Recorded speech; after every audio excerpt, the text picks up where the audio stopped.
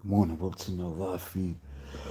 Like what you should have into Word of God, Freedom in Christ Study Bible.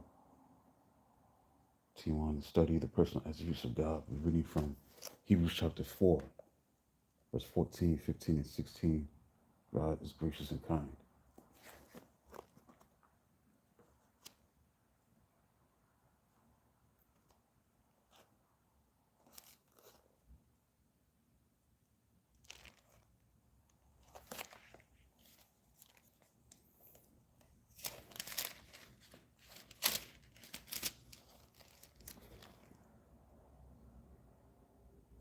Therefore, since we have great witness, excuse me, start over again.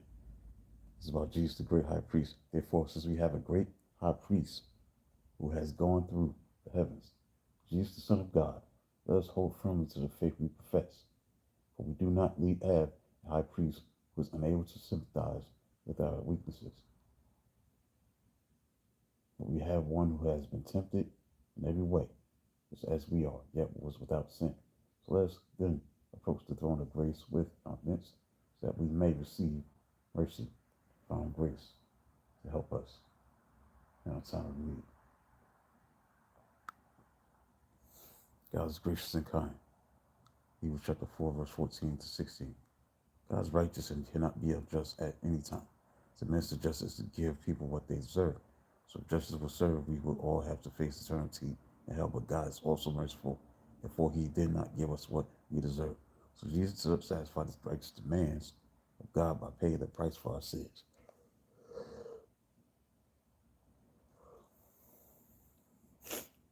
Grace is not giving people what they deserve. Grace is giving people what they don't deserve. Grace is unwarranted, great favor. It cannot be purchased.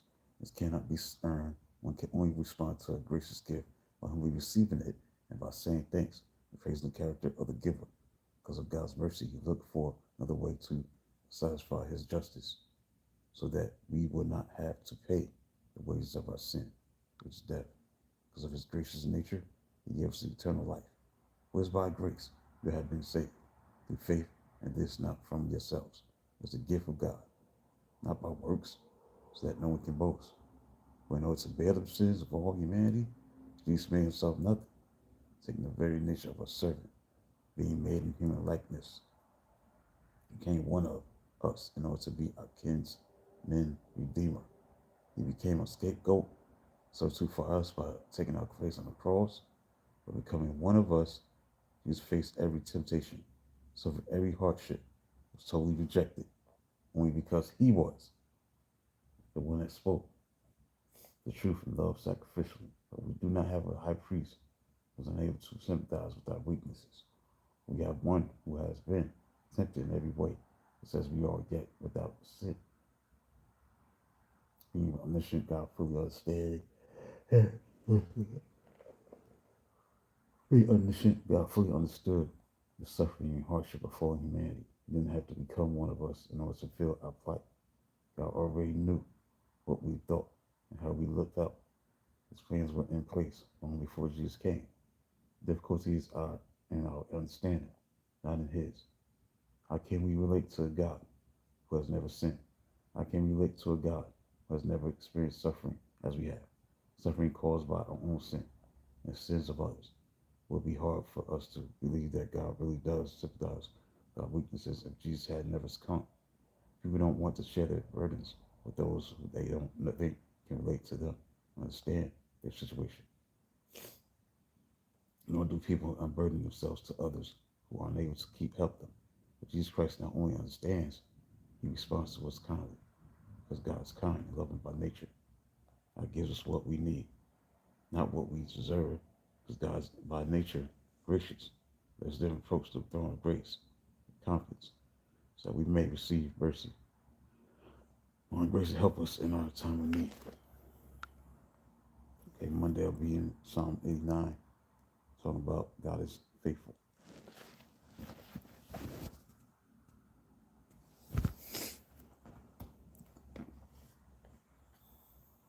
Let's get to chapter 6 of Glory of 86. This is about the year Boston ruled the sports world. Let's get to chapter 6, May, June 1986. Let's go.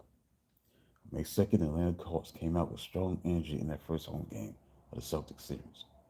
In what everyone knew was essentially an elimination game, they would be no coming back from an 0-3 deficit.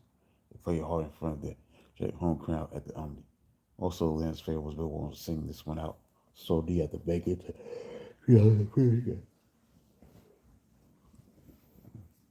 So for Boston, it was a classic game 3 on a road setup. It's tough to win when you're short-handed and your opponent needs the game more. Casey Jones responded by shortening his rotation, playing 4 stars for more than 50 minutes. With just 8 players altogether, the game was tight all the way. Boston lead by 4 at the halftime break, while 1 at the end of the third quarter. Dominique Wilkins glided and clinched his way to 38 points, using his power to score inside and was quick to beat defenders along the baseline. With Doc Rivers dishing out 15 assists to go with 18 points, Big Kevin Willis scored and rebounded inside. Atlanta hung right with Boston all the way to the end.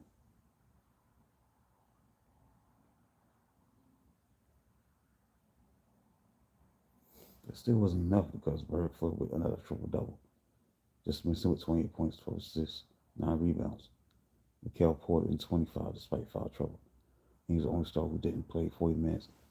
Had his jumper going up to finish with 20 points in 35 minutes. The Celtics maintained their slim lead through the fourth and quarter, winning 111-107. Just one game, but one of those games that seemed that put the Celtics playing on a high level than ever in 1986. One of those games where a fan might easily think, okay, I could see losing this one on the road. They'll still be up in the series, probably group in the next game with Walton back. Yet the team didn't approach it that way. They dug down, got the win to pretty much put the series away. As it turned out, Walton did not make it back for game 4, and unfortunately neither did anyone's jump shot. With Bird, who's 5 for 19, setting the pace, the Celtics claimed their way to 34% shooting, a rare bricklaying display that cost them a serious sweep. The spoiled Webb supercharging Atlanta on offense with 21 points, 12 assists, and 24 minutes off the bench. Hawks rode a strong second half to a 106-94 win. For the first time in 10 games dating back to November, the Hawks had beaten the Celtics. They were officially still alive in the second round series. The next game was back at Boston Garden. Everyone knew what that meant.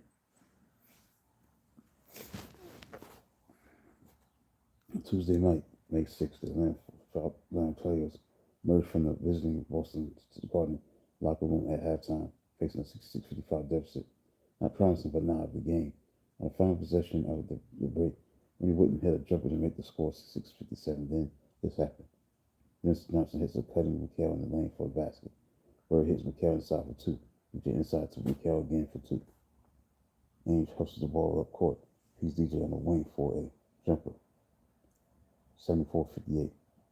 Meantime, the Boston defense consistently clogged the middle so that lineup with a big man left leg, Sasha had nowhere to go.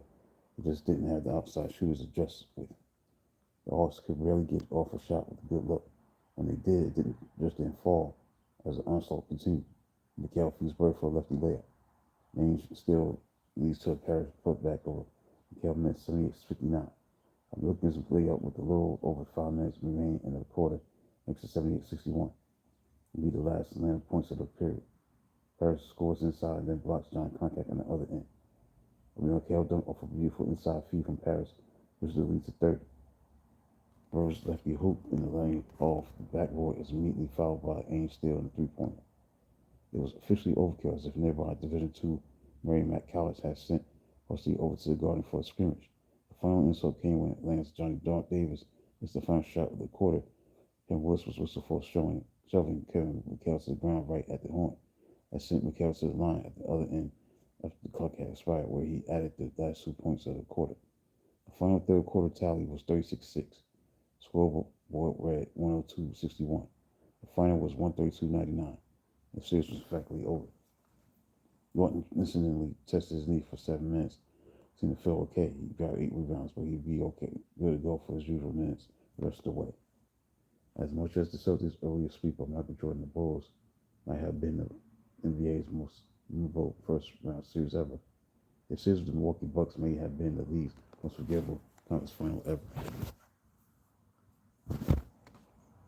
Coached by old friend Don Nelson, who owned 5 championship rings from his playing days in Boston. Bucks were a very good team. It just didn't match up well with the Celtics. The team's strength lied in its perimeter players. The big men guys like Lance Austin, Lister, Randy Brewer, and Paul Mokeski didn't have the skills to hang with the Celtics' framed front line. It didn't help that their best player, Center Frank Moncrief, was made there today with a bum foot. Bucks had been pushed to the limit. The previous round against Philadelphia 76. Well, 78 at home at one point. With Moncrief sitting out the first game, the Celtics won a blowout in which T.C. Jones ultimately emptied his entire bench and sent Carlisle third kill and kite all of these 9 minutes. Bucks had a better effort in game two. For Liston had good games, but the Celtics cracked a methodical 11-point win, which all 5 stars scored at least 20 points. When the series shifted to Milwaukee, the Bucks essentially duplicated the Atlanta Hawks by putting up a spirited effort from the home crowd, leading by as many as 13 points in the third quarter. But the Celtics heated up and went ahead midway through the fourth, put on to a 111-107 victory. Rob Parrish had 28 points, 12 rebounds. Kevin McHale had 29 points, 11 rebounds.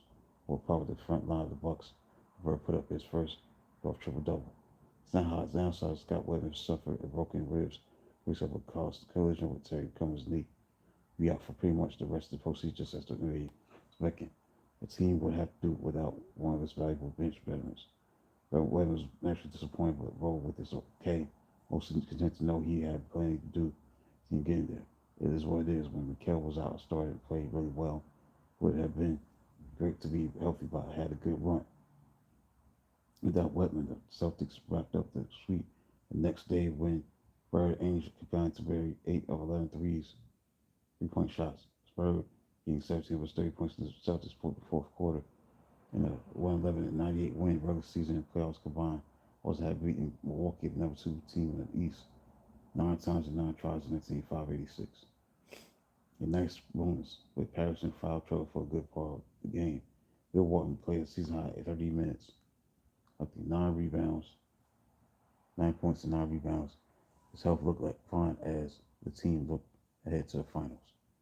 Begin with Al Nipper's impressive win in Kansas City. Roger Clemens' historic game 2 nights later. The Red Sox launched into the month of May, ready to become the hottest team in the league. For the fans, it was a nightly party. The Celtics chewed through their NBA playoff opponents. The Red Sox chewed through the American League opponents, mostly from the Western Division. Every night, it seemed someone was winning. The Red Sox finished the feast of their homestand by winning 5 of their 7 against Seattle, Oakland, California. Clemens showed no ill effects from his high-pitched count and the 20K game as he beat the A's on a third hitter. The club then headed west, won another 5 straight to bring their record to 20-10. In the Trips' first game at Seattle, Jim Rice Wade Boggs, Marty Barrett picked up 3 hits apiece, including Rice's 5th homer and 11-5 win. Barrett added 2 more hits the next night, including a big 2-run triple in the 7th inning. The Red Sox scored all of their runs to beat the Mariners 4-2. A month into the season, Barrett had a batting average of 344. He cooled off from the pace, but the California native Arizona State product was on his way to the best season of his 10-year career, one that he would cap off with a fortunate postseason. Barrett was a hitter, contact hitter, who liked to hit to the opposite field.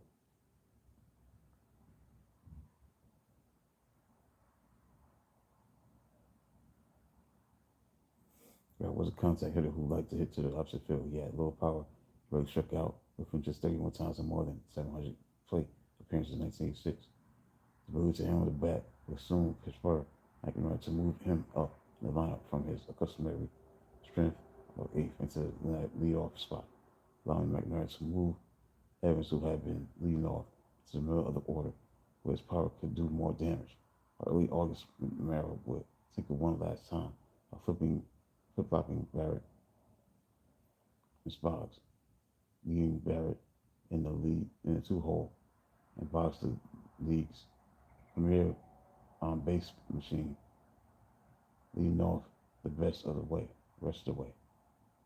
Barrett would wound up the year hitting 286 with 353 OBP. That's his on base percentage, playing in 158 games. The West Coast trip included a 6-5 win in Oakland on Sunday afternoon, May 11th, in which Boyd allowed homers to Bruce Bochy, Carney Lunsford, Super Rookie Jose Canseco already to his 10th of the year.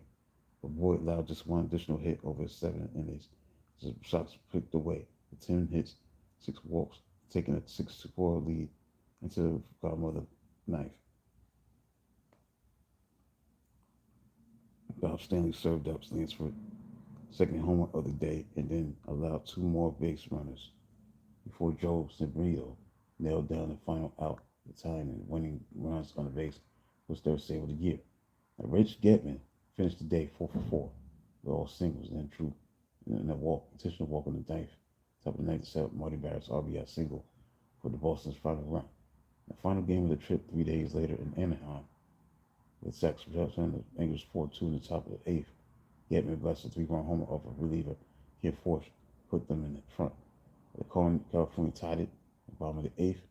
The Red Sox promptly rallied for 3 more in the bottom of the ninth, bottom of the eighth.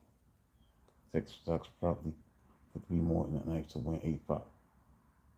Getman's blast had preserved Roger Clemens' win streak. He was now 6-0, despite not having his best outing in this one. More than anyone else on the Boston roster, Rich Getman was the guy living the dream. He was the kid from nearby, Rochester, who had watched the Red Sox 6-7 impossible dream team capture their powerful American League pennant a week after his 8th birthday. I knew all the players and their stances. Dad loved watching the Red Sox. Life for me, as a little boy, was a bit spoiled with no time for anything else. A little bit.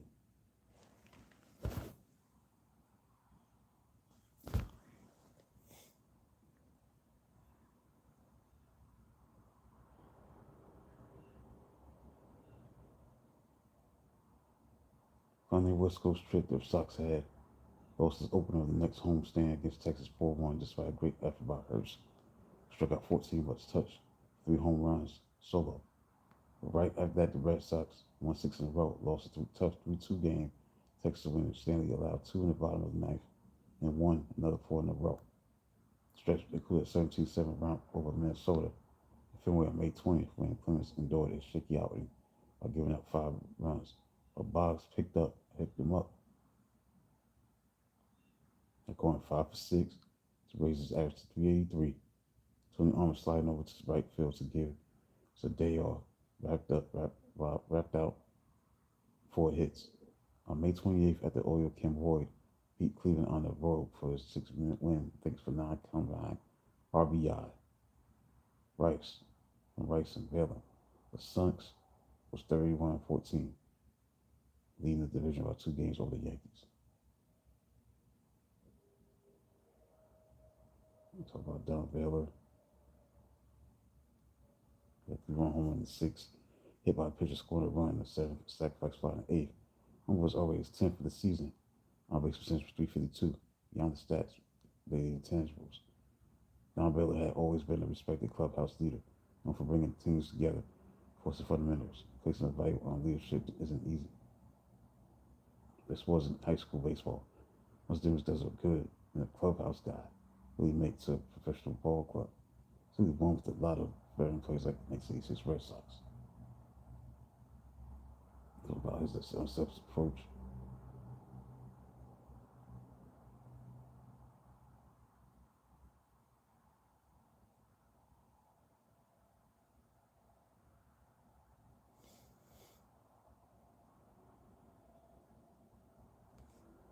So then on May 31st in Minnesota, Hurst was off to an excellent start at 5-3 with a 2.99 ERA, second in the American League in strikeouts, who felt a sharp pain pushing off his left leg in the 5th inning. He had aggravated is growing. Start right here. He was taken out and would miss more than 7 weeks, and so McNamara would have that little choice. It would be Jeff Sells, Bob Woodward, and Mike Brown, three young right-handers who were all quite mediocre, who were all split this season between Boston, Pawtucket, making a lot of starts in June. The other thing happening as late May gave way to early June was the Celtics were in the NBA Finals, not the one what everyone was expecting, the one that NBA fans were all pumped up for. Over the Western Conference, over the Western Conference, the Lakers were out. Bounced by the Houston Rockets in the conference finals, shocking 5 games to 6-2 wins during the regular season, another 5 straight to start the playoffs. LA first hit some turbulence against Dallas, beat them in the third and fourth games of their second round series to forge a 2-2 tie, then just missed getting a big win at the 4-1-16-1-13 that gave them the Bears the series lead. After holding off Dallas in 6 games, the Lakers won their first game against Houston, but then dropped 4 straight, and they hadn't done all year. The series ended up in the fifth game at the Forum.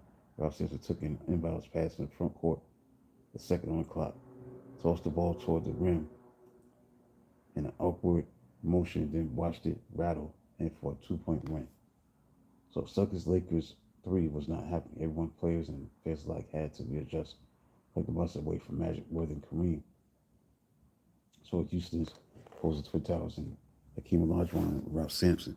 The pair had pretty much manhunt the Lakers beside during the conference finals. Olajuwon, 23-year-old rising star on his way to becoming an all-time NBA big man, and made Kareem look awfully old. So during their series, as he dominated the paint, to average 31 points and 4 blocks a game.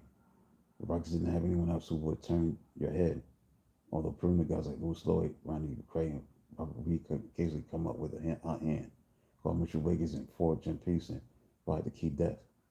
The Rockets were coached by Bill Fitch, the guy that Celtics were having to be rid of for the past 3 seasons, but whose chops as an NBA coach couldn't be denied as he led his team to a final. Asking anyone with the Celtics whether there was any kind of emotional letdown of the anticipated matchup with the Lakers went up in smoke, they'll say no, not really. Playing for NBA title is all the motivation needed, and there's no control of your opponent around. One slight exception was Whitman's observation that the only person who was disappointed was Bill Walton. He really wanted to play against Kareem. With Whitman out, Jones would burn minutes well into the 40s. Bill kept Kings expelling him for a few minutes per game. Of course, Walton and the rest of the front line would have their hands full. Their team went for 33 points, 12 rebounds in the game once to keep Houston close for a half. The Celtics opened up things up the big third quarter for 112-100 victory, in which every Celtics scored at least 18 points, and Walton kicked in and 10 points, and 8 point rebounds in 18 minutes. The confounding part for the Rockets was Simpson's game. He missed 12 or 13 shots, finished with 2 points, and kept with the pattern for Sampson, a guy who was prone to dominating at times, disappearing at other times. For all his enormous potential, Sampson's 15 points and 9 rebounds a game for his 9-year career can only be a cause of disappointment. In fact, the stats would say that Joe Carroll rose to the top spot in the 1980 draft after Sampson had turned all back down to stay in school. It was time the NBA was best known for his not living up to his expectation. Had a better career. Boston cruised at home again came too to take a commanding series lead, riding Bird's 31 points, including 3 of 5, trifectas to a 117-98 win. The Rockets predictably found themselves in the same spot as the Bulls, Hawks, and Bucks in 3 NBA playoffs. These NBA playoffs, unable to win across the Garden, need to take that third game at home to maintain a fighting chance. As it turned out, the Celtics didn't have an easy time at the summit. Houston's loud arena since 1975. Like the earlier playoff rounds, the NBA Finals were worked on 2-2 on-court schedules to show the Rockets would get history on the home turf. The first two both announced the wire, making for a fine linen online between the Boston Sweep 2-2 series. The Celtics looked primed to take a big 3-0 lead as they ran the teams at launch round all night in Game 3. A big game from McHale, 20 points left beyond Warriors to lead by 11. The quarter by 8 with about 3 minutes left, but they went cold down the stretch. This was called back. Sampson benefited from all the Celtics were paying Olajuwon Statistics of his game one. Started with 24 points, 22 rebounds. As great an all-around game as Bird had. 25 points, 15 rebounds, 11 assists, triple double. He shot just 10 for 26, missed a key runner that would had put the team up by three. Then fouled Lajon on the rebound. Watched the Kings sink two free throws. In the head, they would speak out the win 106-104. The next day it was more of the same. The sun was just as loud, as good. After one quarter, the game was tied. At halftime, it was hosting by one. Three quarters, it was explosive by one. With just over 2 minutes left, Courtside Bolton passed from the post out to an open Bird. He drew a big a three-point. After the Rockets scored, it was Bolton hitting the offensive rounds. Bring back up Johnson missed to put Boston back up by three. Two defensive plays by the Celtics forced Houston turnovers and to reserve 106-103 win. Had to applaud the Raptors' effort, but split the two, but it just wasn't going to do it for them. The Celtics were up 3-1, sending now two more potential home games. Knew that the Houston formula for the upset was based on winning all their home games with over to get one at Houston Garden, Boston Garden. So at the Garden, it wasn't going to happen. Still, the Rockets were determined, fighting, literally inspired to end their home season. Positive note, even if they knew deep down within the series, as it turned out, the memorable one of the series was still ahead. The pace was fast and the energy high to begin Game 5. The team traded baskets early. Bird had a lot in first four shots. The Celtics were still running double teams at Lajon. Things up for Sampson. Once again, Houston had the good Sampson as the big man drove the lane, hit the boards, hit from outside with 7 shots. But they wouldn't have the good Sampson or any Sampson for long. In the second quarter, as James Houston found himself guarding Sampson in the set. Low post just as the ball got down to the Boston end of the floor. Getting away 15 inches, Houston body up on Sampson trying to hold his ground. They may have been a bit pushing on Houston part, which there could have been a whistle, nothing fragrant, nothing beyond what you normally see between two guys vying for position of the post. Sampson apparently didn't see it that way. He turned out the post, and some of the players were everywhere. He took another swing, and Houston after the initial separation, he tagged Dennis Johnson with the left hand, just missed with the right. And Elijah also exchanged a couple of swings, although neither seemed to connect. Walton swooped in and tackled Sampson low to the ground, whilst Neal also needed to just let about sinking Sampson off his feet and put him into the flying fist. Cecil said he was a high school quarterback.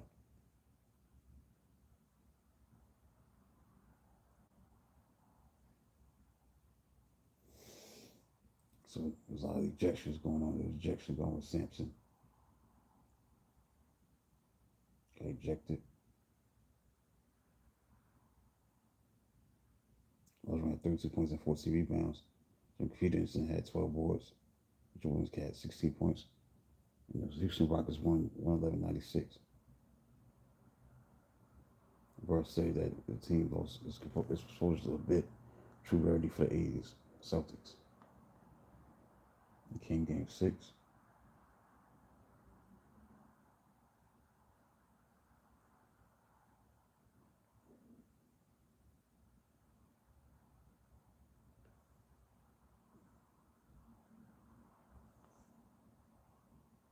June 8th, 1986.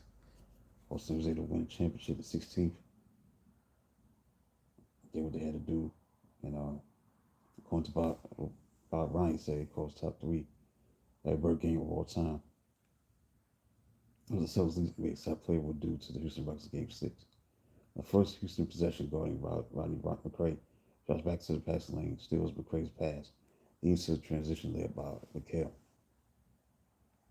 Later, step back jumper for 2, picks up Simpson on the switch along the baseline, exposes him like a blanket to force the travel. Next offensive possession, tough offensive rebound in traffic, put back for 10-4 lead. By the middle of the first quarter, all 5 Celtics stars had scored. But he was all the way with the court to feed Ames for a fast break layup, 20-9 lead. Late in the quarter, he grabs a defensive rebound, fires a quick pass ahead to Parrish.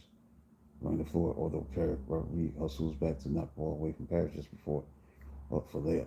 After the Rockets run tightens the game late in the first quarter, eyes on the ground and the defensive paint to cause a jump ball, then wins the jump against Lajon by taking his initial jump like a pump fake on a jump shot.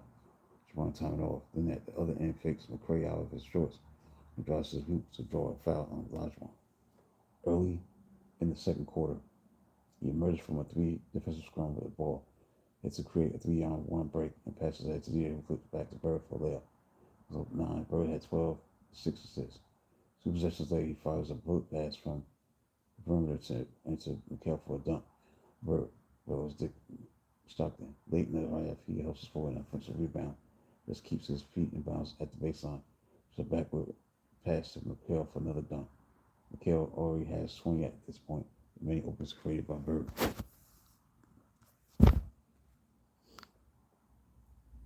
Bird had 16 points, 8 rebounds, 8 assists at halftime. They were up 17 points to Celtics, and characteristically missing 10 of 19 free throws. They were controlling the inside, even the Twin Towers with no ranch with a white green front headline in this game. As the game continued in the third quarter, Bird grabs a rebound, fires a quick pass to DJ, who pushes up court, beats aims for a layup, 64-45. 5 minutes left in the third. Bird drills his first three for a 20-point lead. Right after that, he makes a move to the hoop, takes a jumper, hits McHale in the pick and roll, ends up with 2 free throws. Bird had his triple-double before the third quarter ended, 19 points, 11 boards, 10 assists. By the end of the quarter, the lead was 32-61.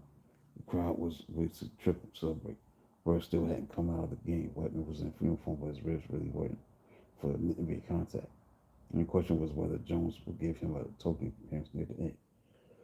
But yeah, for a quarter. Okay, he then passed inside the large bomb right on him, and only a few seconds left on the shot clock. He drills it quickly out to the corner behind the 3-point line. Turns around, drills the second trifecta.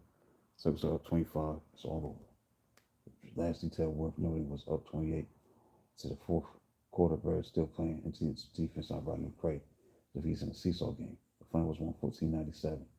Only that close because the Rockets scored a little over the final 5 minutes after stopped playing defense. So NBA champions were Celtics. In the final game of that series, Bird had a triple double, 29 points, 11 rebounds, 12 assists. McHale had 29 points, 10 rebounds. Ainge was 7 of 9 from the floor, scoring 19 passes with a solid double-double, 11 and 11. Walton putting up his typical game off the bench, 10 points and 8 rebounds. Johnson scored a bit low. His average had a nice all-around game, 10 points, 5 rebounds, and 5 assists. So the Boston Celtics 16th championship was in the books. The greatest franchise to that point had just completed its great season yet. Bob Ryan's adamant that no Celtics club, not even the best of the rest of the dynasty, equals the 85-86 squad for one season. So agreed, long-term dynasties and single-season greatness are two different things. No single special team matched the 86 team for winning, so went 50-1 at home. As far as expanding beyond Boston, Ryan believes the only team that debate with the Celtics are the recent Golden State Warriors.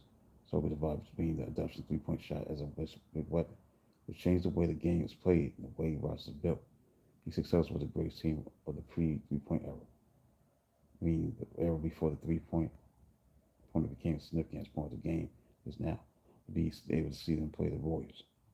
As cases could be made for a few other championship teams. The best of the Michael Jordan Bulls champions went 72-10, 1996, 69-13, 1997. 72 Lakers of Jerry West and Wilt Chamberlain also went 69-13. Won a record 33 straight with the way Wilt's 1967 for the 76 team, Hal Greer and Chet Walker finished 68-13.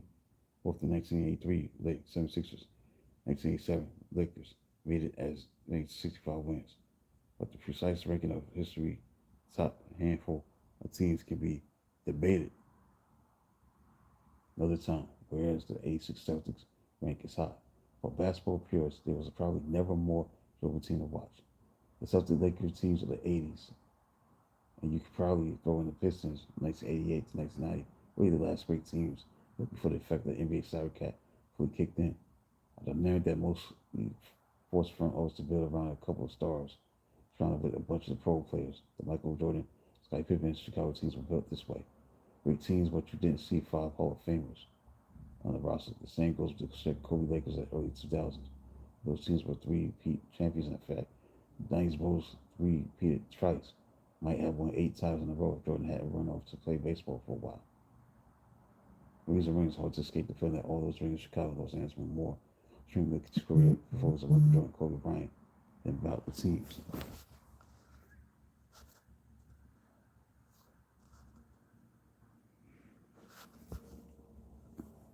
I'm about to get out of here.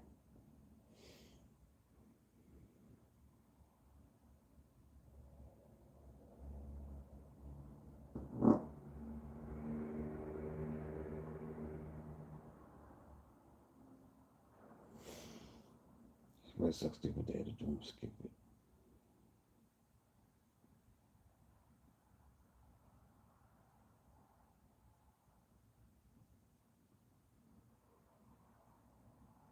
Yeah, 6 game lead, 6.5 games lead over the Yankees. Ranked the league East. Now should keep moving. I was talking about Lynn Byers passing away and stuff that drafted him. But yeah, it passed.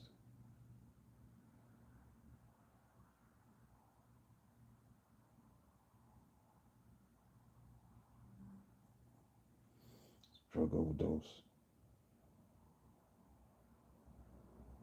Byers gonna be the next great Celtic. Hey, from Maryland, obviously he played of the year in ACC 1985, won it again 1986. So